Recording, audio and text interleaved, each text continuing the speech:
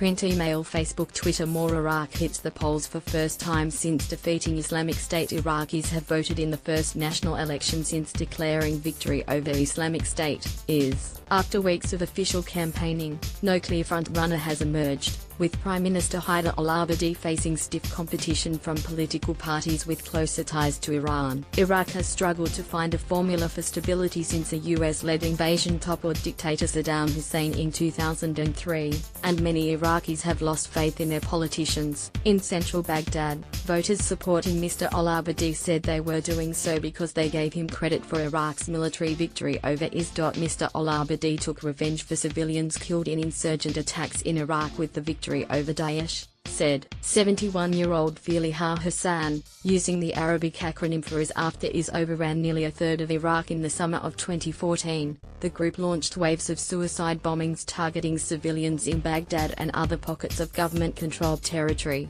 With support from the US-led coalition and Iran, Mr. al-Abadi oversaw a grueling war against the extremists and declared victory over the group in December. Since then, Baghdad has experienced a relative lull in insurgent-style attacks, but in the lead-up to Saturday's vote, Iraqi security forces imposed tight security measures, including a curfew. Tough competition for al-Abadi. Despite Mr. al-Abadi's military achievements, Iraq continues to struggle with an economic downturn sparked in part by a drop in global oil prices, entrenched corruption and years of political gridlock. Whoever the new parliament chooses as prime minister will face an array of challenges after a 3-year war against IS which cost the country about $100 billion, $132.5 billion.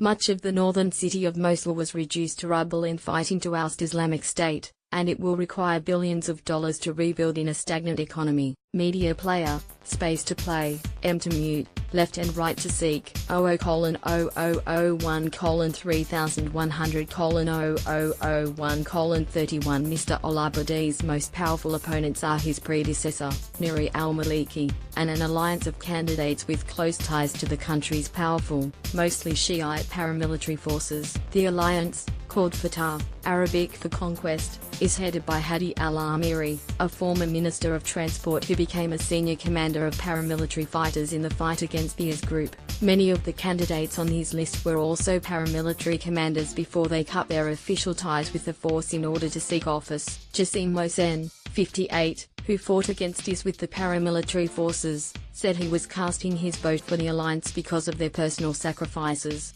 "I elected the Fatah list because they are the only ones who fought Daesh and gave blood," he said. Another key player in the vote is influential cleric Muqtada al-Sadr. He commanded fighters in the war against IS and headed a powerful militia that fought US forces in Iraq before that, but his election campaign has focused on social issues and eliminating government corruption. Some Sunnis voting on Saturday said they were hopeful this election would help Iraq move beyond sectarian politics and become more inclusive. Marginalization of Iraq's Sunnis under Mr. al-Maliki is seen as a factor that allowed IS to rise in power in Iraq. Mr. al-Abadi has led a more cross-sectarian government marked by his ability to balance the interests of his two allies often at odds, the US and Iran. 7,000 candidates for 329 seats in total. There are 329 parliament seats at stake, with nearly 7,000 candidates from dozens of political alliances. Among them is the Iraqi journalist who threw his shoes at US President George W. Bush during a news conference a decade ago. He is now part of a growing push for secular leadership. The vote will be conducted electronically for the first time in an effort to reduce fraud,